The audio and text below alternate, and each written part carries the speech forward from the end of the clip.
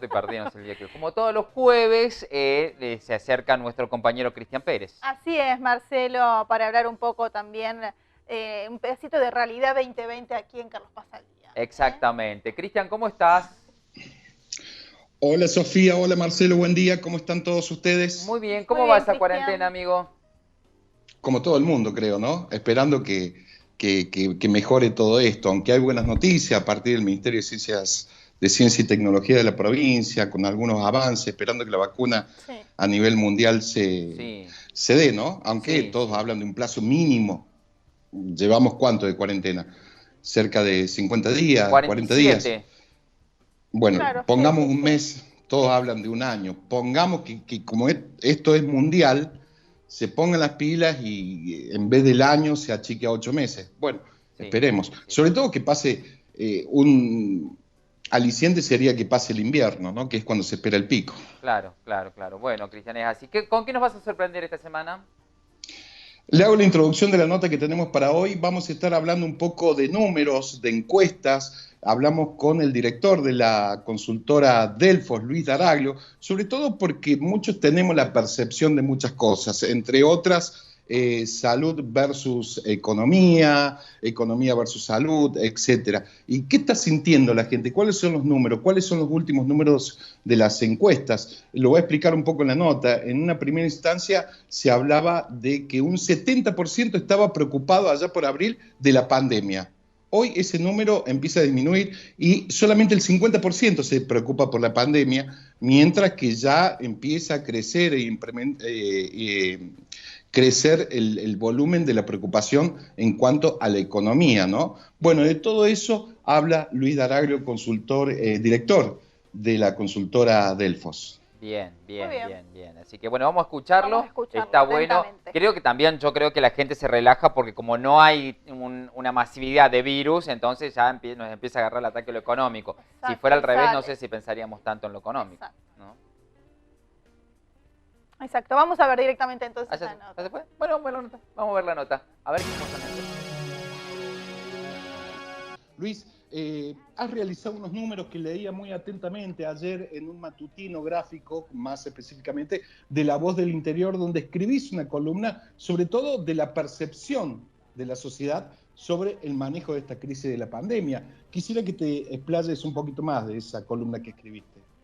Sí, en realidad lo que estamos ahí introduciendo como novedad, como elemento o como enfoque de donde abordar el tema es que en estos 40 y pico días de cuarentena, la sociedad pasó de un momento estrictamente emocional, donde gobernaba el miedo y la incertidumbre frente a algo nuevo que no tenía muchos antecedentes, no tenía antecedentes directamente, lo que había muchas imágenes sí que venían de Europa y de Oriente, que eran bastante alarmantes las imágenes, las cifras, es decir, lo que aumentaba y agregaba como elemento emocional el desconcierto. Y después de estos 40 días, la sociedad aprendió a vivir en cuarentena, entendió la importancia de la cuarentena, hasta el punto que el 90% cree que fue útil la cuarentena. Eh, Sabe más, tiene más información de lo que es el coronavirus, es decir, está en otra posición y está dispuesta a cambiar de estatus, es decir, hasta te diría la designación de esta segunda cuarentena, que siguen teniendo altísima aprobación las cuarentenas. Lo que estamos hablando es de cambiar el estatus dentro de la cuarentena. Hasta ese momento, cuando vos preguntabas cuál es el principal problema en la Argentina, el 70% te decía que el coronavirus y allá lejos en un 15% te decía la baja de la actividad económica. En la última medición que hicimos, esto se puso mucho más parejo, creció mucho más la preocupación por la situación económica, pero no porque el coronavirus haya dejado de ser importante, sino porque la gente asumió el coronavirus, asumió la pandemia, asumió la importancia de la salud y sabe que cualquier cosa que se tenga que hacer a partir de ahora se va a tener que hacer a partir de cuidar el esfuerzo que se hizo y de no tirar por la borda todo lo que se consiguió con este esfuerzo de la cuarentena. Pero fundamentalmente sabiendo y teniendo conciencia de que se trata de un virus muy contagioso y peligroso. A partir de ahí, parado en ese nuevo lugar, bueno, empieza a darle paso a esto que estaba latente, que obviamente se generó o se profundizó por la pandemia, pero ya venía, digamos, la crisis económica de los últimos 3, 4 años, y obviamente eso hoy ya está mucho más en el plano de lo manifiesto. Al principio de la cuarentena estaba más latente, y por eso hoy la gente empieza a plantear fuertemente la necesidad de modificar el momento de la cuarentena. Y acá me parece que la discusión de fondo no es si se sale o no de la cuarentena, sino es cómo se flexibiliza la cuarentena. Es decir, todo el mundo entiende que hay que volver a la actividad. Como dijo el presidente, no se puede vivir en cuarentena, es muy difícil sostenerlo desde la empresa, desde el plano familiar, desde el plano individual, desde el plano social. Pero obviamente acá la discusión es cómo se avanza en un nuevo momento de la cuarentena, donde las actividades tendrán que volver parcialmente, con rigurosos protocolos de funcionamiento, reglas claras de funcionamiento y de protección. Y me parece también un elemento interesante que habría que agregar, con la responsabilidad de quien está pidiendo la flexibilización o volver a la actividad. Porque de esta manera, cuando vos pedís libertad, cuando vos pedís volver a la actividad, le estás pidiendo al Estado que flexibilice algo. Bueno, también te estás haciendo responsable de cuidar que todo este esfuerzo no se vaya a ningún lado, al tacho. Entonces me parece que eso conforma, digamos, esto que denominamos nosotros una conciencia de cuarentena, que ha modificado el estatus y la esencia. Hoy está mucho más racional, hoy ha cambiado la necesidad es volver a la actividad sin dejar de darle la importancia que tiene para la gente, que vos le seguís preguntando de economía o salud y la gente sigue eligiendo salud.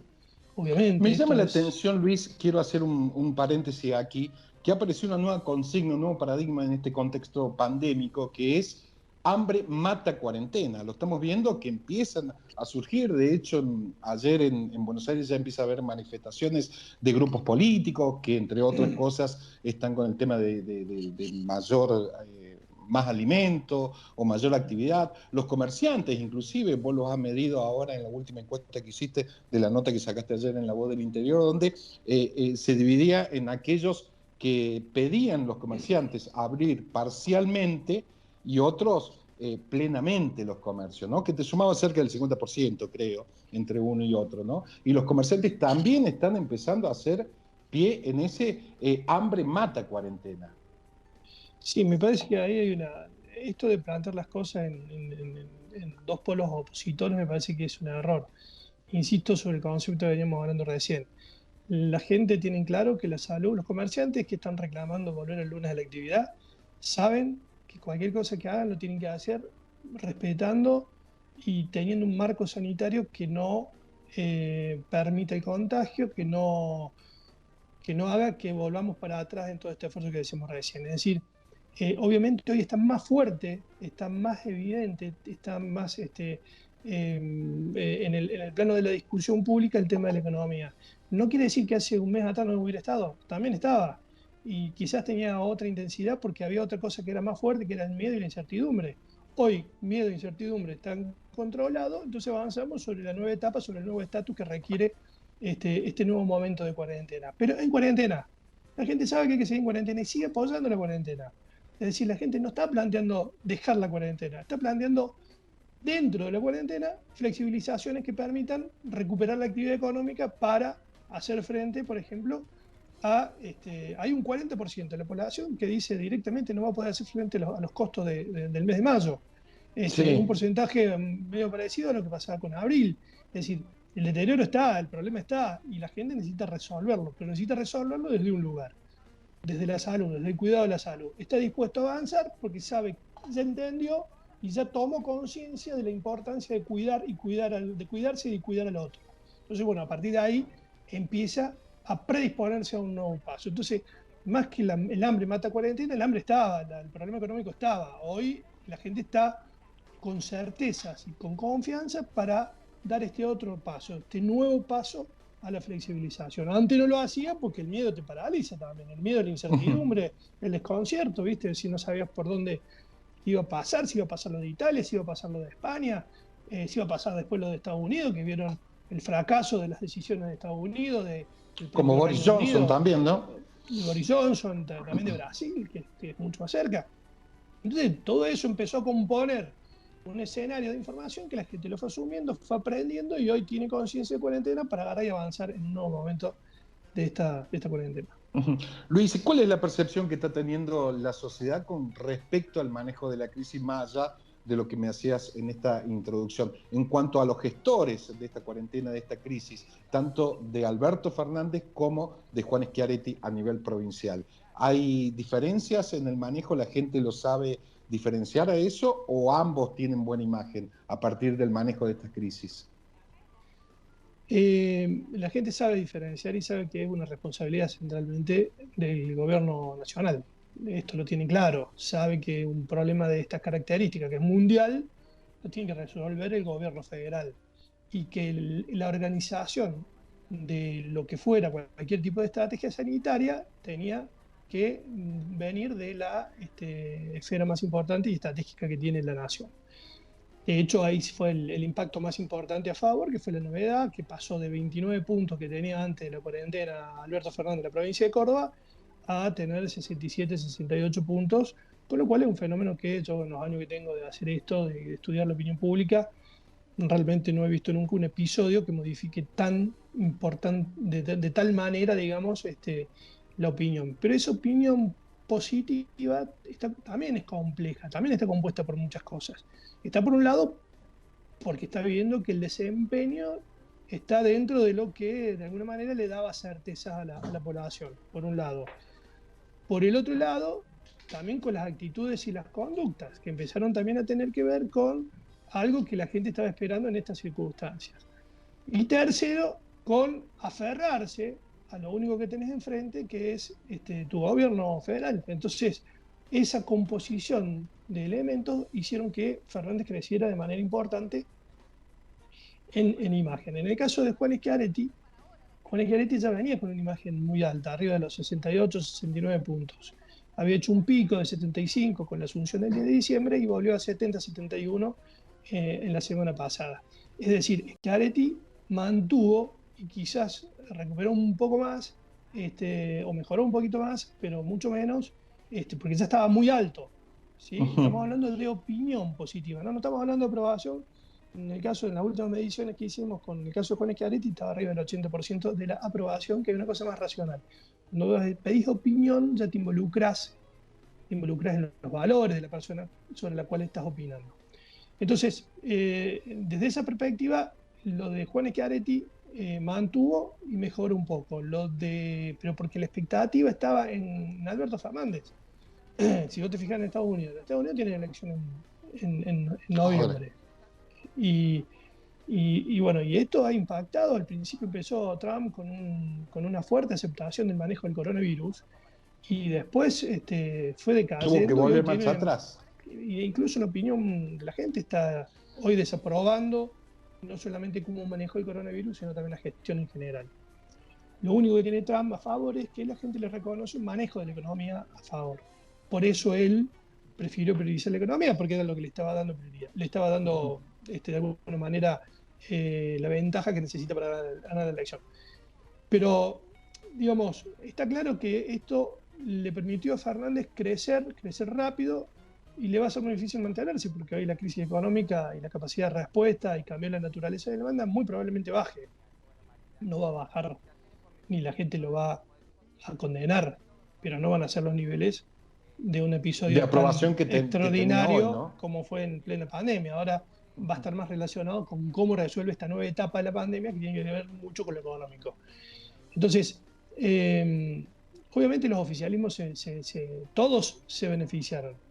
Las oposiciones obviamente quedaron al margen, de alguna manera preservan su capital político, que se puede prestar en la imagen, la imagen y la opinión de los dirigentes. ¿Vos sabés que, Luis, permitime hacer otro paréntesis acá? ¿Vos crees que se mantienen o van disminuyendo? Lo digo en función, por ejemplo, de lo que fue este famoso dicho que pusieron por las redes, travesía por la democracia. Me parece que a un sector de la oposición no le salió muy bien. ¿Cómo es tu percepción con respecto a eso que intentaron poner en agenda? Y me parece que cuando la sociedad está preocupada por un tema y está muy preocupada por un tema, todo lo demás está en un segundo plano. en un tercer plano y en un cuarto plano. Entonces termina siendo un ruido, un bullicio público, no termina siendo una señal o un elemento. Probablemente ahora pudieran tener un poquito más importancia. Seguramente esta decisión o este episodio de liberar presos lo va a afectar a Fernández. Quizás si esto hubiera sido hace 3 semanas atrás, hubiera pasado más licuado, pero hoy va a estar más en carne viva y seguramente lo va a afectar, y seguramente el cambio que tuvo Kicillof, el gobernador de la provincia de Buenos Aires, y también Fernández en la posición respecto a este tema, tiene que ver con que ellos han visto números que son los mismos números que estamos viendo nosotros. Fernández va a bajar en esto. Entonces, me da la sensación de que, obviamente, en esta nueva etapa, en este nuevo momento, en este nuevo estatus en el que está la gente, hay cosas que quizás esos ruidos que hace 3 semanas atrás no se percibían más allá de eso, de un bullicio, hoy puedan ser, digamos, un poquito más importantes. De todas maneras, hoy la sociedad, y acá me parece que es otra cosa que hay que marcar con fuerza, cuando vos tenés un episodio tan fuerte, de tanta gravitación, que cambia la imagen de Fernández, también cambia los parámetros. Es decir, acá es muy probable que la sociedad reproche a los dirigentes que se pongan a trabajar en no estar en la corriente de lo que está yendo la preocupación general, ¿sí? Que también le puede ir mal al presidente cuando se pueda desviar de esta idea. Hoy la idea, lo que mostró la dirigencia política tras la pandemia, diciendo, che, bueno, estamos todos juntos, tenemos un conductor y tenemos que salir todos juntos de acá, y lo que la sociedad aplaudió. Y fíjate que quienes aumentaron en imagen. Aumentó en imagen Larreta, Kicillof, Alberto Fernández, y quienes Todos los que cayeron, estuvieron en la Macri, foto. claro, y quienes cayeron, Macri, Cristina, que son de alguna manera las caras más visibles de lo que la gente no quiere más, de esa grieta que obviamente deja a la Argentina en una suerte de pantano permanente. Entonces, la gente se sintió cómoda con este nuevo momento político que estaba viviendo la Argentina. Y me parece que eso, más allá de ser un clima, también va a empezar a ser una demanda política. Y entonces ese nuevo marco, así como hay un marco sanitario para volver a la actividad laboral, también va a haber un marco político para volver a la convivencia y a la discusión política en Argentina. Te preguntaba esto porque los políticos y la rosca política por debajo sigue estando y la oposición de alguna manera va a buscar hacer política por debajo y ver de qué manera, porque estamos en la antesala de lo que va a ser las elecciones del año que viene, donde además de renovar 9 diputados, también tienen la particularidad de renovar 3 senadores. Digo, ¿qué espacio le puede quedar a la oposición o que la sociedad apruebe para la oposición, para hacer política, ¿no? Dicho esto, te quería decir, el mal manejo de esta crisis pandémica puede catapultar a un político, a un dirigente, a un líder, a una mejor imagen positiva o puede terminar licuando su imagen. Vemos el caso de Gerardo Morales, que viene teniendo alguna visibilidad en cuanto a la gestión de la pandemia, denominado como zona blanca, permitido hacer actividad física, entre otras cosas. Vuelvo, digamos, sobre lo anterior. Lo de Morales le alcanza también, digamos, a la generalidad de ley. Los ejecutivos le ha ido bien. Morales quizás hizo algunos movimientos más visibles y obviamente quizás periodísticamente ha llamado la atención. Eso no significa que la opinión pública haya notado en algún rincón y haya dicho, Morales, el distinto. Es decir, capaz que le sirvió más en Jujuy y llegando a Salta ya se pierda ese elemento. Lo que sí, por ejemplo, en España, los premiers de España, de Italia, el propio Boris Johnson, han quedado complicados desde el punto de vista político. Y el mismo Bolsonaro, por ejemplo, también está muy complicado. Porque acá, digamos, hubo imprevisión o por un lado, pero no porque sean porque no hayan atendido la cosa como haya tenido que estar, sino que a muchos gobiernos los madrugó la pandemia. ¿Sí? Nosotros teníamos el diario del lunes, como se dice, entonces vimos lo que pasaba en Europa y Argentina se pudo acomodar mejor. Alemania está, digamos, también como un modelo que se sigue, pero un modelo que también, digamos, tiene sus muertos, ¿no? Se habló mucho de Suecia. Suecia tiene...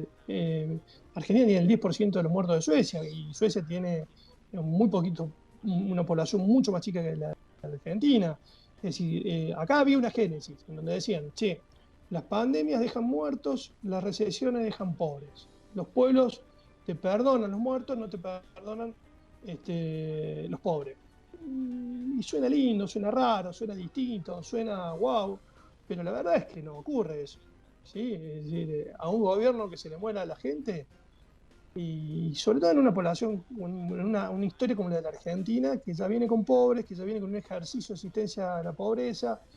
Vos fijate que Argentina no tiene plata, está quebrada, y sin embargo, mal que mal, está conteniendo a los sectores bajos y a los nuevos y a los sectores que bajaron, que no son bajos, que son, por ejemplo, los comerciantes, toda la actividad autónoma que es un 30% de la población. Y obviamente esa población va a salir con fuerza, va a salir a pedir respuestas rápidamente. Pero me parece que Argentina ha demostrado a lo largo de mucho tiempo un ejercicio, no solamente a nivel de pueblo, de cómo moverse en las crisis profundas, y los gobiernos también tienen sus ejercicios. Y me parece que en eso también hay una ventaja en el sentido de que es el peronismo el que está gobernando, que es una fuerza que articula mejor el poder que otras fuerzas que les cuesta un poco más articular el poder. Y eso le va a permitir contener un proceso político dentro de ciertos acuerdos, mientras Cristina y Fernández mantengan cierta paz, ¿no? Luis, ya como para ir finalizando esta nota, te quiero preguntar, más allá que ni vos ni yo somos sociólogos o filósofos, pero vos tenés una herramienta que es medir los comportamientos sociales. ¿Cómo crees que puede modificar a la sociedad esta pandemia cuando salgamos, que inexorablemente en algún momento vamos a salir? Digo porque hay una discusión por ahí entre diferentes filósofos, sociólogos, que se van a hilar más, que el capitalismo se va a fortificar más todavía. ¿Cómo lo notás vos? Va a cambiar primero desde lo doméstico. Hoy leía una periodista norteamericana que hoy más temprano, que planteaba que todas de las guerras o de los episodios importantes, uno sale con nuevas costumbres, con nuevos hábitos. Y ponía el ejemplo del 11 de septiembre del 2001. Antes del 11 de septiembre del 2001, los mecanismos de control, cuando se va al aeropuerto, el ingreso a los museos o a cualquier lugar público, no tenía controles. Hoy tenés controles por todos lados, hay un exhaustivo seguimiento de quién llega, quién va, quién sube, quién baja, tiene otro protocolo, digamos. Bueno, va a pasar lo mismo a partir de ahora. Si cuando entres a un comercio, seguramente vas a tener que esperar que salga otra persona, vas a tener que tener la distancia de 2 metros, vas a tener que entrar con barbijo. Bueno, algo que antes parecía hasta por ahí algunos dicen que nos reíamos de los japoneses cuando nos veíamos de turistas con barbijo. Bueno, hoy todos andamos de barbijo y entendemos la importancia del barbijo o del tapaboca.